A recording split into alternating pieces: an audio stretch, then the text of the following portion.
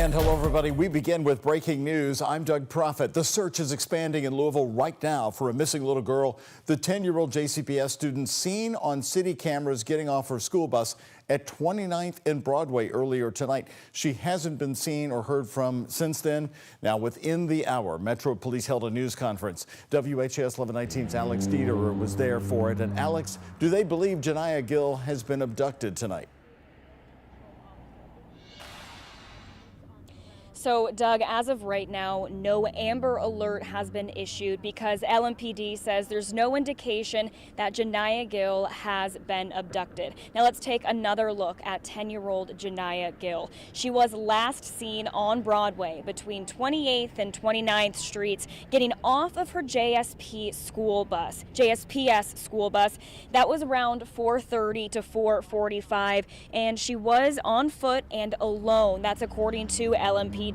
That's been around 6 hours now that she has not been seen or heard from. LMPD told us tonight that they have all available patrols and units in the area of where she was last seen searching for her, and that search has been expanding. LMPD says they've been searching every alley and street, and LMPD Lieutenant Les Skaggs gave us that update just under an hour ago. Take a listen. We don't have any indication that she's been abducted, which is why this is not going to be issued as an Amber Alert. We're going with an Operation Return Home because of the age of the missing person. That is a common factor to issue an Operation Return Home. This juvenile was last seen on RTCC cameras, again at 4:30 to 4:45 on Broadway between 28th and 29th Street. That's the last sighting we have. Was she walking? She was on foot walking. It appears as though she had just gotten off a school bus and was walking on Broadway. And that's the last time we have any positive location confirmation of where she was.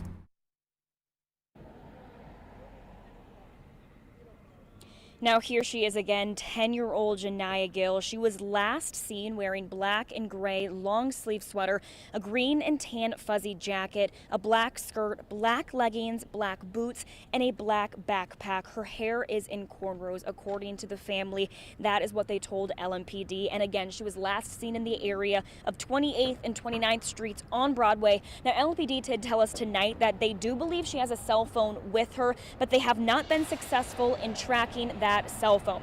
She is a student at JCPS, which was confirmed, but there's been no activity on her JCPS laptop at this point.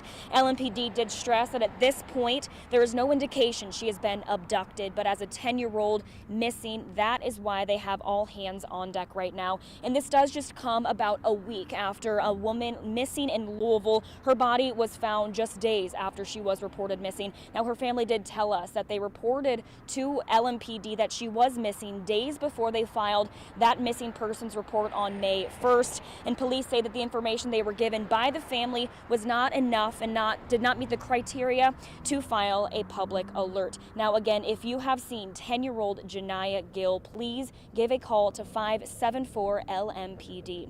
Live in downtown Louisville, Alex Dieterer, WHAS 1119 on your side.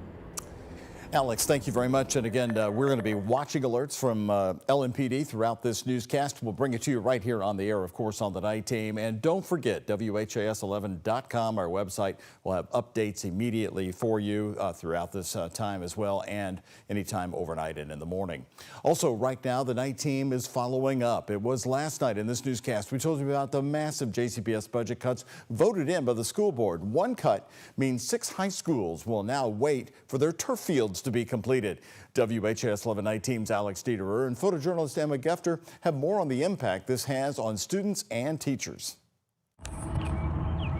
When students at Butler walk onto the track at their high school, this is what they see. Faded lines, cracks. But that's not all. Patches of worn, dead grass here on the football field at Butler Traditional High School, which will now have to wait an additional year to be replaced by a turf field. I feel like a lot of students at Butler particularly, they just feel forgotten most of the time. Butler senior Jorge Bass Bautista.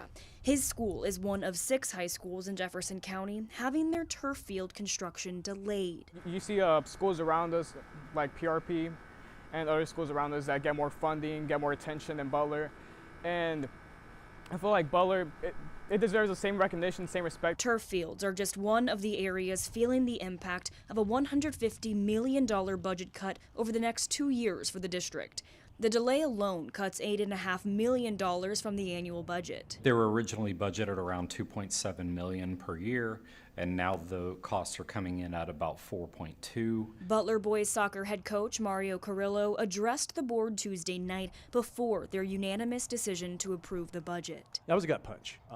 It was even worse the next day when I told all 55 of my soccer players that we're not going to get what we were told we're going to get. Butler head girls track coach Karen Henderson followed suit, blaming the track's cracks and condition on runners' injuries. We have suffered hip injuries. We've got stress fractures, shin splints. My runners right now could not hardly run this past weekend because of shin splints. So the track and field at Butler have been open since 1954. The track at Butler was last rehabbed in 2019. JCPS said in part, quote, "We're prioritizing capital construction funding for previously approved new schools, repairs and upgrades of school buildings with projects like replacing outdated HVAC systems and repairing roofs." Why is it that Butler doesn't have all these resources, all this funding, when they've proven themselves that they have the students capable of achieving such greatness? Jorge has spent his last day at Butler and is now moving on to study engineering at U of L, but wants to leave his now alma mater in good condition for the generations to come. Just seeing the other underclassmen, you know, they have a bright future ahead of them, and I just want the best for them. Hoping to level the playing field. In Louisville, Alex Dieterer, the WHAS11 night team on your side. So the plan now is for the projects to be finished by fall of 2027. 11 JCPS turf and stadium projects have been completed or are in progress. That is since last summer. Right now, new tonight on the night team, U.S. Senate candidate Daniel Cameron of Louisville is being investigated for ethics violations that he allegedly committed when he was running for Kentucky governor against Andy Beshear. According to the complaint, Cameron personally contacted a business owner and influenced him as the acting attorney general to hold a fundraiser for Cameron's run for governor in July of 2023. According to the Associated Press, an attorney for Edgewater Recovery Center says Cameron solicited donations from its executives. The drug treatment organization was under investigation by Cameron's Attorney General office at the time. Today in a video, Daniel Cameron, again who lives in Louisville, denounced the probe, saying he had handled the situation properly 2 years prior and that this is a direct attack by Andy Beshear. I announced my candidacy for the United States Senate in February. I'm leading in all the polls, and now the Ethics Commission decides to act on a 2-year-old case. This is the definition of political persecution. It's the exact same thing they tried to do to President Trump, but like President Trump, I won't let the left beat me. Several Edgewater executives later donated $7,600 to Cameron's campaign, the Associated Press said, but those donations were refunded, according to the Cameron campaign. Cameron's campaign had acknowledged that it discussed a possible fundraiser with individuals representing Edgewater, but said when the conflict appeared, they ended those talks. Well, we learned tonight from the governor that President Donald Trump has now finally approved individual assistance for more Kentucky counties impacted by the widespread historic April flooding, and this includes Louisville in this. The new counties that are being included in the assistance: Bullitt, Jefferson, Nelson, Oldham, Henry, Meade, Grayson, LaRue, Trimble, and Carroll County. You remember Carrollton got hit so hard. The declaration officially unlocks funding through the Individual Assistance Program. Now that allows people to receive reimbursement money for essential expenses and serious needs not covered by their insurance or other forms of aid. We do have more rain on the way, scattered with some high heat also heading toward Kentuckiana. Our chief meteorologist, Mallory Schnell, is looking at that. And Mallory, you do want people to be alert about some possible severe weather on the way as well. Yes, so really our best chance for severe storms will be Friday evening into Friday night. We went ahead and called it a weather impact alert day on Friday due to that. Before we get to that point, tomorrow will be warm and humid, and we could see some storms by the evening hours. Any storm that does fire up could be on the strong side, but once again, all eyes really on Friday before we get some drier time for the upcoming weekend once again. Max HD radar, we did enjoy a quieter radar today. We had some showers early on in portions of southern Indiana. Those lifted very early this morning, and any kind of shower or storm that we could have had this evening and overnight has struggled to get going. So that's some good news there. Temperatures have remained very mild. Of course, we have a lot of humidity out there right now. Temperatures still in the 70s after topping out in the 80s this afternoon. And as we head hour by hour into tonight, an isolated shower or thunder shower not out of the question. Otherwise, just expect a mild night on tap and a very warm and muggy day tomorrow. Those highs climbing into the mid to upper 80s, getting awfully close to our first 90-degree day of the year in Louisville by tomorrow afternoon. But we'll talk much more about that severe weather threat, especially on Friday. That's coming up in our 7-day forecast, Doug. Very good. Thank you, Mallory. Well, brand new on the WHAS11 night team right now. The move to develop a new apartment complex along the Ohio River in historic Madison, Indiana, is stirring up some controversy. The mayor and local business owners say the project will help with the city's growth, but a large group of residents say the space could be used for something else. WHAS11 night teams Jose Alonso and photojournalist Aspen Hester share both perspectives in Madison. Along the scenic border of Kentucky and southern Indiana sits an empty paved lot in historic Madison, Indiana.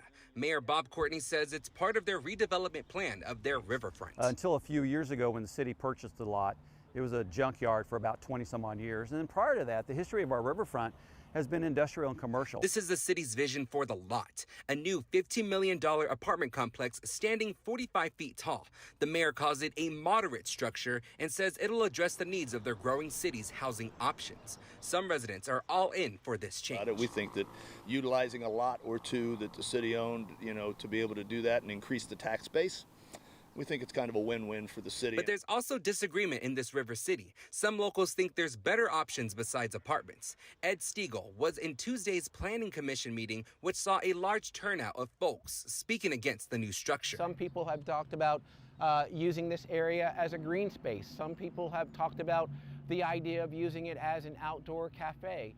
Some people have talked about possibly putting a labyrinth in. The movement pushing this development forward was tabled at the request of the mayor to process feedback. I applaud the mayor in that decision. I think that he made the right decision for our community. One of the consistent issues we keep hearing about building on this vacant lot is how it could potentially block the view of the mighty Ohio River. That was a huge issue. And the reason is that, as we talked about the past Riverfront Development Commission, they put a limit on the height because they recognized that they wanted everybody to be able to see the beauty of this riverfront area. We know that that would be a tall structure here.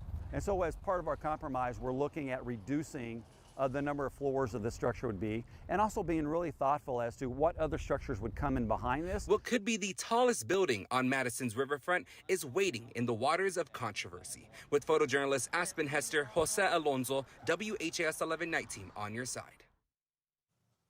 Well, the mayor of Madison says the city has secured $5.5 million in state grants for the entirety of redeveloping their riverfront. Another part of the project is building a permanent stage for their Bicentennial Park amphitheater. The welcome home after a terrible accident in an off-road vehicle. A Fairdale man gets a warm welcome home in Jefferson County tonight after spending weeks in the hospital in Pennsylvania. The night team is there for this special reunion. But as we head again, folks, we want to give you more on our developing story tonight. We want to show you again the little girl missing in West Louisville since before 5 tonight. Police announcing tonight they don't believe she's been abducted, but they are very concerned about her and have expanded their search for 10-year-old Janiah Gil, last seen on Broadway getting off the school bus between 28th and 29th, wearing a green or tan jacket, a white shirt with black stripes. She had a black backpack with gold studs, black pants, and black shoes. If you know anything about her or see her, call police immediately.